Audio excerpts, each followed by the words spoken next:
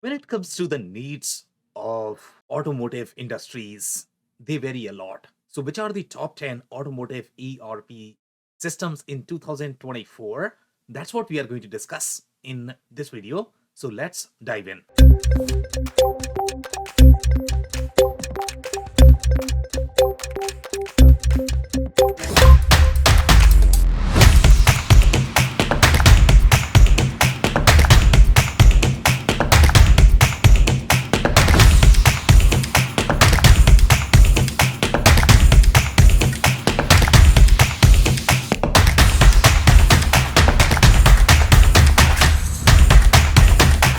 Hello, everyone. My name is Sam Gupta. I am principal at Elevate IQ. Elevate IQ is the independent ERP and digital transformation consulting firm. We help our clients with digital transformation strategy, ERP selection, ERP implementation, as well as change management. On that note, let's go back to today's topic, which is going to be top 10 automotive ERP systems in 2024. Before we dive into the list, let's set the expectations overall with respect to how we define the automotive sector. For the most part, these are going to be all of the companies that are going to be part of the automotive industry, which is going to be your OEMs, any of the tier ones, tier twos, suppliers, manufacturers, whether they are going to be in Toyota, Honda, or Ford ecosystems. And then you have any of the consulting companies that are going to be part of the automotive value chain as well. Any of the plastic chemicals manufacturers or suppliers, they all are going to be part of this particular value chain. So this list covers all of them together. They all are going to have very different needs. So we are going to talk about the specific products that are going to be designed for very specific market verticals and how they differ from slightly more diverse solutions. The criteria that we use for this list is going to be if a particular product is doing really well in the automotive sector, if they are going to have any sort of acquisition in the last year, if they acquired automotive specific capabilities, if we have a lot of reviews coming from the automotive industry, then we are going to consider those, as well as product roadmap. If they are going to develop several features related to automotive industries, then we have a lot more confidence that they are committed to the automotive vertical, and it is not going to be just the stepchild of those companies. So now let's look at the list.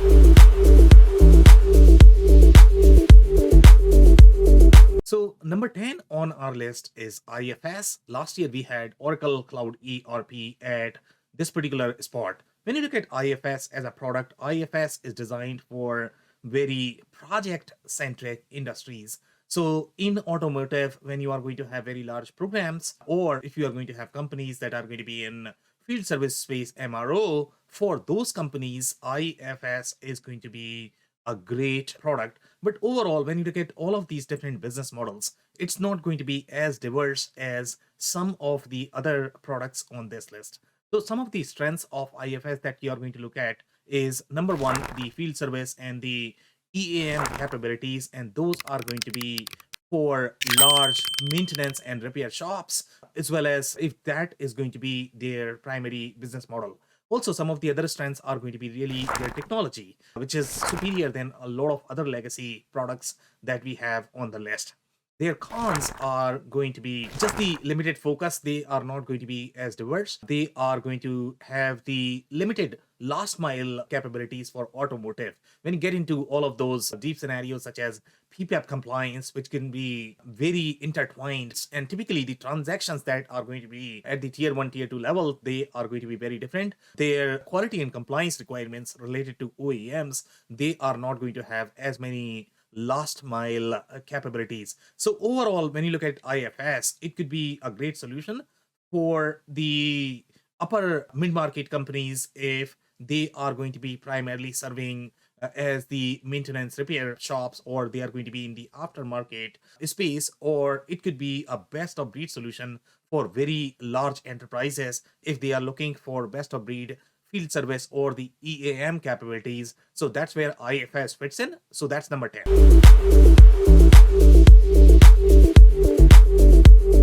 Now, number 9 on our list is Oracle Cloud ERP. Last year we had Microsoft Dynamics 365 F&O at this particular spot. Overall, when you look at Oracle Cloud ERP, it is a great fit as the corporate financial ledger for large global automotive companies. For the most part, they are going to be really deep into those financial capabilities. They can also accommodate a lot of different business models. So that's going to be really diverse solution. But when you look at the specific integrations related to automotive, or when you are going to look at any specific capabilities such as PPAP compliance, or these are going to be really hard to enable them on top of your Oracle Cloud ERP, which is going to have slightly more diverse capabilities, accommodating a lot of different business models. So if you are looking to consolidate all of the global entities as part of the one solution, then it could be a great fit. The other strengths that you are going to have with Oracle Cloud ERP is it's proven for very enterprise-centric workload, especially if you are going to use this as the financial ledger. Now, the cons are going to be whenever you have any sort of large solutions, then they are not going to have as many last mile capabilities as you are going to get with the focused solutions. So you might end up using a lot of add-ons or the capabilities developed by their resellers, etc., that may not be as good as the core capabilities or the core solution. You might also get a lot of issues with add-on related to conflicts, version upgrades. And the other weaknesses that you are going to have with Oracle Cloud ERP is the over bloated financial layers. They might not be as relevant for the SMB companies, and they might be harder to overall implement, as well as learning product might be harder as well. And because of that, all of these factors lead to the longer implementation times and sometimes implementation failure as well. So that's number 9.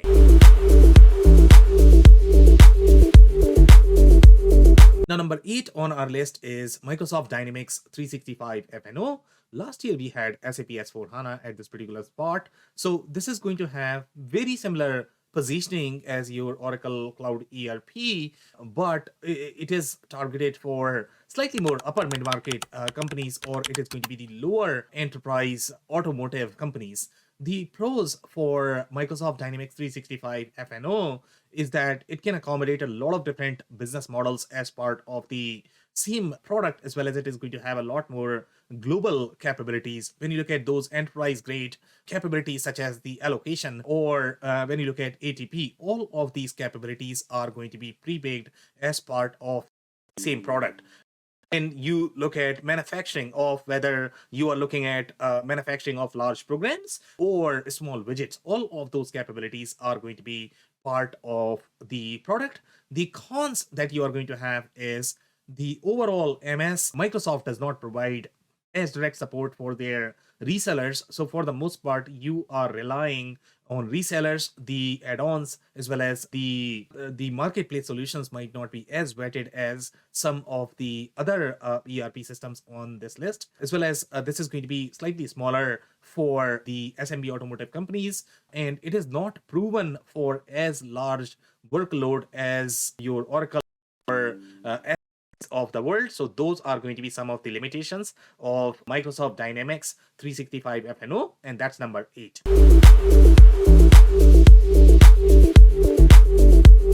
Now, number 7 on our list is SAP S/4HANA. Last year we had IFS at this part. So SAP S/4HANA is going to have very similar positioning as your Oracle Cloud ERP. The only difference between SAP S/4HANA and Oracle is SAP S/4HANA, the core data model as well as the capabilities are slightly geared more towards the product-centric industries, and that's where they are going to be slightly superior fit overall for the automotive companies when you are looking at those large MRP workloads, when you have to accommodate all of these global entities in one database, and we are looking at the globalized capabilities as well as the transactional maps that SAP supports.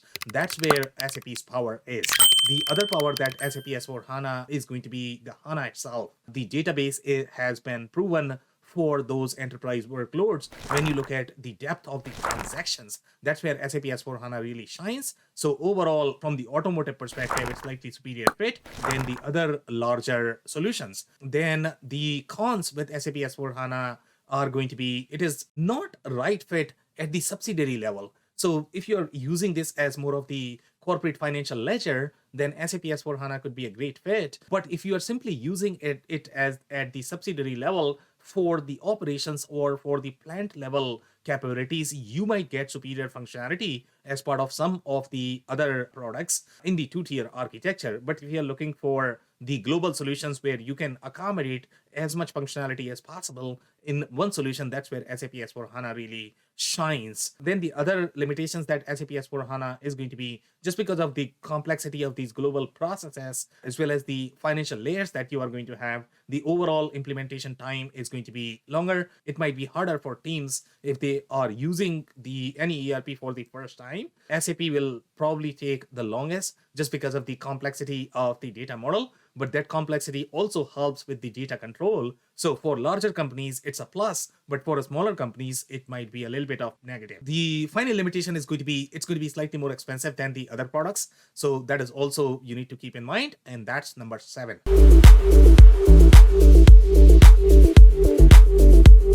Now, number 6 is IQMS. Last year, we had Epicor Kinetic at this particular spot. So IQMS is going to be in that focused category. For the most part, the way IQMS product is designed, it was originally designed for plastic manufacturers, but in the automotive space as well, you are going to have a lot of plastic manufacturers that are going to supply to your automotive OEM. So from the plastic manufacturing processes perspective, it could be a great fit. But when you look at any of the suppliers, manufacturers, if they have multiple business models as part of their business, then IQMS might struggle a little bit. It is going to be a great fit for those plastic-centric processes, but it might not be as diverse. So overall, from the positioning perspective, you might use IQMS either at the subsidiary level, or you might use that if you are going to have pure play business model, which is not likely to change. Now, some of the other strengths that you might be looking at IQMS, you are going to have a lot more last mile functionality, and that is common with any of the focused solutions. That's where focused solutions differ from your generic solutions. So now the planning processes that you are going to have, the scheduling processes, they are going to be tailored for plastic centric industry. And then the integration with SolidWorks is going to be far superior as well, just because it is owned by the same parent company that they own SolidWorks as well. So overall, that communication is going to be far more seamless. Now, the cons with IQMS is their ecosystem is going to be limited. Again, that is very common with any of the focused products. The consulting base is super limited as well, and it's not going to be as diverse. So that's number 6.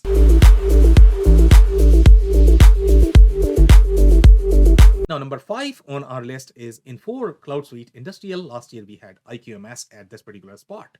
So overall, when you look at the product architecture of Infor Cloud Suite Industrial, it does really well with the discrete manufacturers, especially the manufacturers that are going to be very heavy on field services. For example, any of the MRO aftermarket companies, they are probably going to be very, very, very heavy on field services. Some of them might be equally deep in the production as well. So when you are looking at balance of both, when you are looking at intertwined capabilities, when you are looking at quality processes, enterprise-wide quality processes, they are going to be embedded across the board. That's when Infor Cloud Suite Industrial really shines. Some of the other weaknesses that you are looking at from the Infor CSI perspective is limited support for product attributes. So for example, let's say if you are going to have some of the either sheet metal companies or the metal companies that are practicing in automotive verticals, for those Infor CSI may not be the best fit. The MRP runs that is not going to support the product attributes. That's going to be a limitation of the product.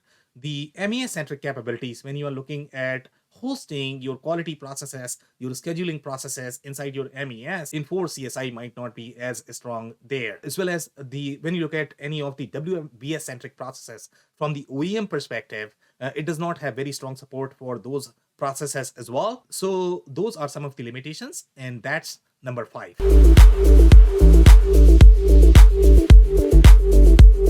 Number 4 on our list is Plex. Last year we had Infor CSI at this particular spot. So when you look at Plex would fall under that focused category as well. So it is going to be a great fit at the subsidiary level, or let's say you are looking at either medium-sized companies, and as long as you are going to have the pure play business model, that's where Plex might be a great fit. Now, the overarching perspective of Plex is it is going to have very deep compliance capabilities that are going to be designed from the perspective of Ford and Toyota, and then you are going to have any sort of joint planning capabilities that you are going to require related to these OEMs. That's where they are really strong. So if you are going to be a company in Ford or Toyota ecosystem, that's where you are going to get a lot more last mile capabilities that you might not find with any other solutions on this list. The other advantage with Plex you have is it's very MES first approach. The way it thinks about the quality processes, the shop floor processes, the way preventive maintenance is structured, it's very MES focused. So if you are going to be very heavy on shop floor, for the most part, a lot of automotive companies are going to be extremely active on shop floor. The way their production schedules are structured, they use skill set as a factor for those scheduling processes. So sometimes you are going to have those HCM capabilities that need to be factored in as part of the processes. That's where Plex really shines. The technology is superior as well with Plex because they were born in the cloud. So their technology is far more superior than some of the legacy products that we have on the list.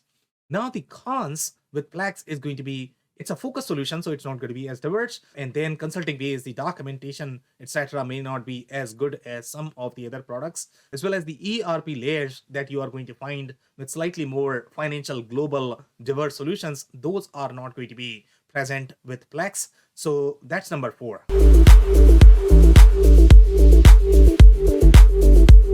Now, number 3 on our list is Epicor Kinetic. Last year we had Plex here. Now, overall, when you look at the manufacturing business model, Epicor Kinetic is slightly more diversified, even though it's a very focused solution as well for very specific business models. So some of the strengths that you are going to find with the Epicor Kinetic product is it is really designed for those metal manufacturers supplying to automotive OEMs. And if they are going to have any sort of formal engineering processes, in automotive, that is very common that they are all going to be driven by the SKUs or BOMs provided by their OEMs. So for the most part, they are going to have very formal engineering processes that might not be as common with some of the other verticals, but in automotive, it matters a lot. The other strength that we have with Epicor is the way their programs are designed, some of the large programs, and especially with automotive OEMs, you are going to have need for that. And typically these capabilities are, if you look at some of the larger solutions such as your Infor or IFS, they are going to have those capabilities. Those capabilities are very detailed in Epicor Kinetic as well. Now, some of the other strengths for Epicor Kinetic is the distribution-centric business models as part of your automotive ecosystem. So let's say if you have a manufacturer, they also are very deep into distribution planning, distribution commerce. Epicor Kinetic is good. It's not as pure play as some of the other solutions on this list. The weaknesses for Epicor Kinetic is going to be similar to the other focus solutions such as your limited consulting base. It's not going to be as diverse as some of the generic solutions, as well as Epicor Kinetic is not as great fit for the large automotive companies just because of the limited financial layers. So when you get at that enterprise workload, when you are going to be needing a lot of different financial layers for many different countries, as well as when you have very complex financial processes, that's where Epicor Kinetic is probably not as well designed. It's probably not a fit there. But overall, those are the limitations for Epicor Kinetic, and that's number 3.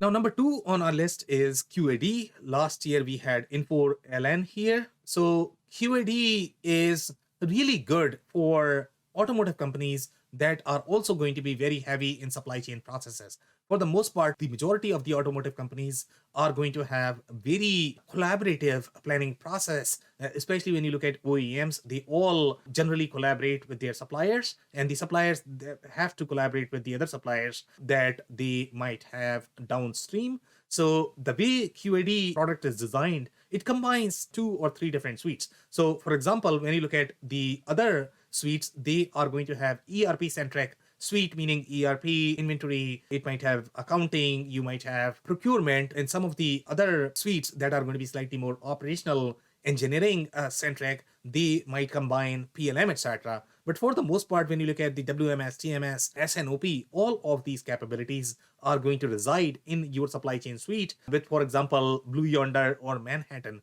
That's where QAD sort of differs because it combines a lot of those SNOP capabilities, a lot of WMS, TMS capabilities for the international trade compliance. So all of the planning as well as your transactional processes are going to be part of the same suite, and that helps automotive companies a lot because the way their planning works, it's very different from the other companies. You are going to have far more collaboration across the value chain compared to the other industries. The other strength that we have for QAD, it is going to have very deep last mile capabilities related to automotive that you are not going to find with other generic solutions. The cons are very similar to any other focus solutions, which is going to be your limited consulting base, as well as it's not as diverse. Also, their technology used to be a concern. For example, last year when we did this list, we spoke about their technology. So they have announced that they are going to modernize their technology in slightly more cloud native fashion, but it might take some time to stabilize. But that is definitely exciting for QAD, and that's why they rank at number 2 on this list now.